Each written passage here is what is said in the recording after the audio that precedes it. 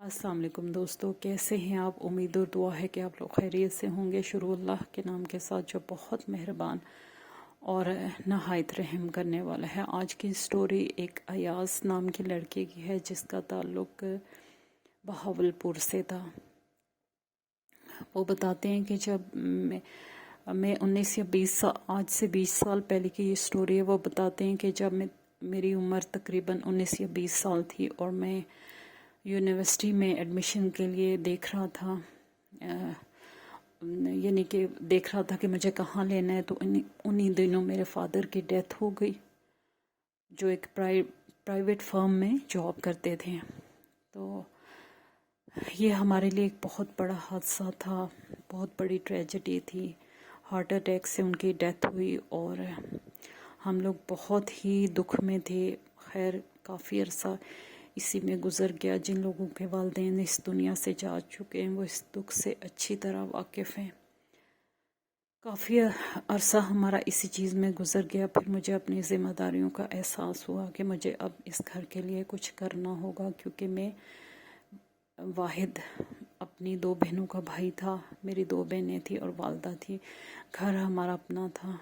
तो मैंने अपनी वालदा से कहा कि मुझे इस तरह कोई जॉब देखनी होगी। मेरी अम्मी इस हक़ में नहीं थी कि मैं जॉब करूं। वो चाह रही थी कि मैं अपनी पढ़ाई पहले अच्छे से कंप्लीट करूं, उसके बाद जॉब देखूं। लेकिन मेरा चूँकि जो तालीमी रिकॉर्ड था वो बहुत अच्छा था और बहुत अच्छे ग्रेड्स में और नंबर लेके मैंने ग्रेजुएशन की हुई थी। तो मैंने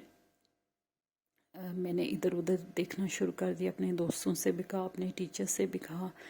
तो मुझे कॉलेज में एक हेल्पर टीचर जो होता है, असिस्टेंट टीचर की एक जॉब होती है, जो कि ऑन एंड ऑफ जो है हर कॉलेज में इस टाइप की जॉब्स आती रहती हैं। तो इस तरह की जॉब मुझे मिल गई। मेरा पे स्केल अच्छा था। एक प्रोफेसर के रेफरेंस से मिली जो मुझे जानते थे। तो उसके साथ मैंने कुछ ट्यूशन्स देखनी शुरू कर दी। 2-3 घर मैंने ट्यूशन के लिए देखे जो बहुत अच्छे लोग थे। तो एक घर जो आखिरी मेरा ट्यूशन था वो 11:30 बजे तक ख़त्म होता था, जिसमें 2 भाइयों को मैं मैथ पढ़ाता था।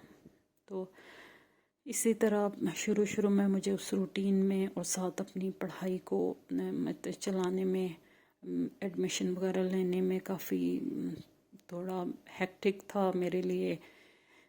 एक चीज़ देखना, फिर दूसरी देखना, फिर साथ अपनी पढ़ाई को देखना। लेकिन बहुत जल्द मैंने इन सब चीज़ों को कोप कर लिया और मैं अच्छे से चलने लगा। तो वो कहते हैं कि एक दिन में रात के फरवरी का महीना था, सर्दी बहुत होती थी। शुरू मतलब पहले ज़मानों में तो सर्दी, आज से 20 साल पहले कर लें कि ग्लोबल वार्मिंग इतनी नहीं थी, तो सर्दी बहुत ज़्यादा होती थी। कहते हैं कि फरवरी का महीना था। मैं उनके घर से थोड़ा लेट निकला, 11:30 से ऊपर का टाइम था। और मैं जब रोड पे आया तो वो रोड एक कब्रिस्तान के साथ से होके गुज़र के फिर अंदर हमारे इलाके में टर्न होती थी और फिर हम वहाँ से आगे जाके हमारा घर आता था।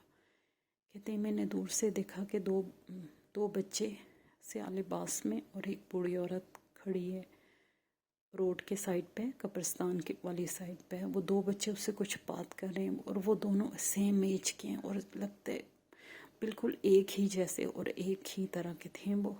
और मैंने उनकी शक्लें नहीं देख पाया। जब मैं उनके थोड़ा नज़दीक गया, कुछ ही नज़दीक गया था, तो वो दोनों लड़के भाग के कब्रिस्तान की तरफ चले गए और वो औरत मेरे बाइक के आगे आगे चलने लगी, काफ़ी डिस्टेंस पे थी। तो मैंने कहा कि क्या माजरा है, ये बच्चे इस वक्त रात की इस वक्त इतनी सर्दी में कब्रिस्तान की तरफ क्यों गए हैं। फिर मैंने सोचा कि हो सकता है कि कोई गुज़र के रास्ता जाता हो और नीचे की तरफ या ऊपर की तरफ और वहाँ कुछ घर हो या उस साइड पे कुछ आबादी हो। ये सोचता मैं बूढ़ी औरत के पास आया। तो मैंने एक हमदर्दी के घर से मैंने कहा कि अम्मा जी अस्सलाम वालेकुम। मैंने मोटरसाइकिल रोक के कहा तो वो औरत, उसने कोई सलाम का जवाब नहीं दिया और वो चलती रही। मैंने कहा कि अम्मा जी आप बैठें, आपने कहाँ जाना है।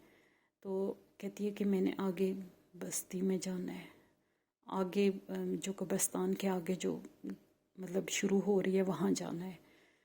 لیکن جب اس عورت نے بات کی تو اس کا بالکل بھی آواز سے نہیں لگ رہا تھا کہ یہ کسی بوڑھی عورت کی آواز ہے.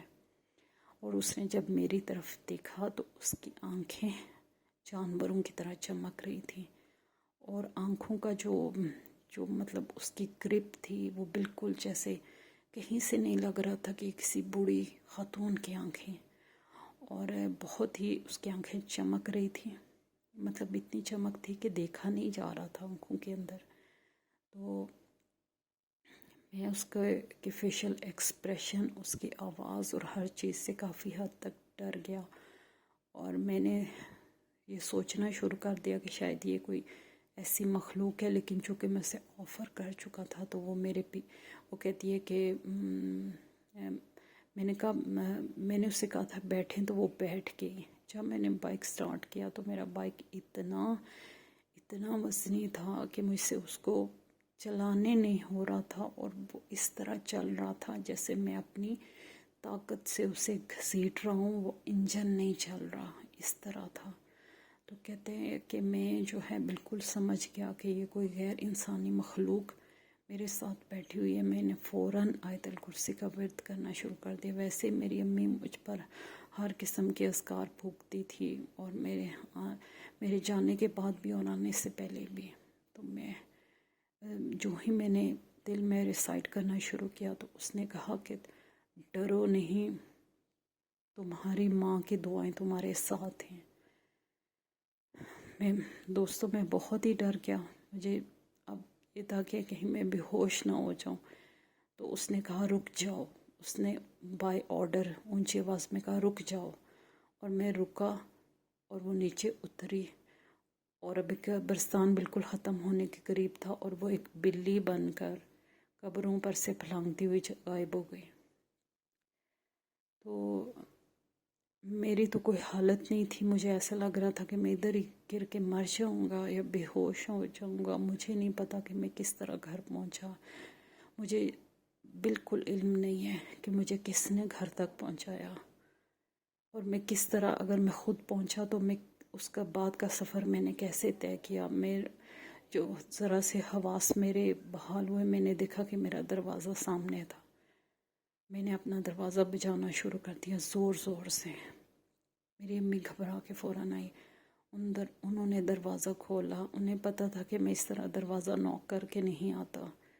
انہوں نے جب دروازہ کھولا تو میں حالوں بے حال تھا اور تقریباً گر ہی پڑا. میری امی اور بہنیں کسی طرح مجھے اندر لے کے گئیں. میری امی اور بہنوں نے فوراً میرے اوپر، مطلب امی نے کہا کہ اللہ جانے اس کے ساتھ کیا ہوا ہے. انہوں نے مجھے ہلایا جلایا، لیکن میری آواز نہیں نکل رہی تھی. بہنوں نے مجھے پانی پلایا. پھر انہوں نے قرآنی آیات، اور میری امی ذکر اذکار بہت کرتی تھی، انہوں نے میرے پاس بیٹھ کے مجھ پہ پڑھنا شروع کر دیا، اور میں سو گیا. اور آدھی رات کا ٹائم تھا، یعنی فجر کے قریب کا ٹائم تھا کہ مجھے خواب میں وہی عورت، ایک جوان عورت کے روپ میں سیاہ لباس پہنے نظر آئی، اور وہ ایک چڑیل کا چہرہ تھا، اور اس کے بال کھلے ہوئے تھے، اور وہ زور زور سے ہنس رہی تھی جیسے پاگل لوگ ہنستے ہی چلے جاتے ہیں. اس طرح کا تھا اس کا فیس. اور میں چیخ مار کے اٹھا، اور میری والدہ جو ہے وہ نماز پڑھنے کے لیے اٹھی ہوئی تھی. وہ فوراً بھاگ کے میرے پاس آئی. انہوں نے پھر ذکر اذکار مجھ پر پھونکے، اور میری آنکھ کھل گئی. انہوں نے پانی پلایا اور پوچھا. میں نے انہیں سارا ماجرا بتایا. تو وہ کہتی ہیں میں پہلے ہی سمجھ گئی تھی کہ تم لیٹ آتے ہو تو کچھ بھی اس طرح کی غیر انسانی مخلوق اس موسم میں یا ہر موسم میں ہوتی ہے، لیکن زیادہ تر سردیوں کی ویران راتوں میں یہ چیزیں کھلے عام پھرتی رہتی ہیں. تو انہوں نے اس پہ پڑھ کے پھونکا، دم کیا، اور اس کی حالت بہتر ہوئی. تو کہتے ہیں کہ یہ میری زندگی کا ایک ریئل انسیڈنٹ تھا جو میں نے خود اپنی آنکھوں سے دیکھا، اور میں آپ کے ساتھ شیئر کر رہا ہوں. تو دوستو یہ تھی سٹوری. امید ہے کہ آپ کو پسند آئی ہوگی. اجازت چاہتی ہوں. خوش رہیں، دوسروں کے لیے آسانیاں کریں تاکہ اللہ پاک آپ کے لیے بھی آسانیاں کریں. آمین.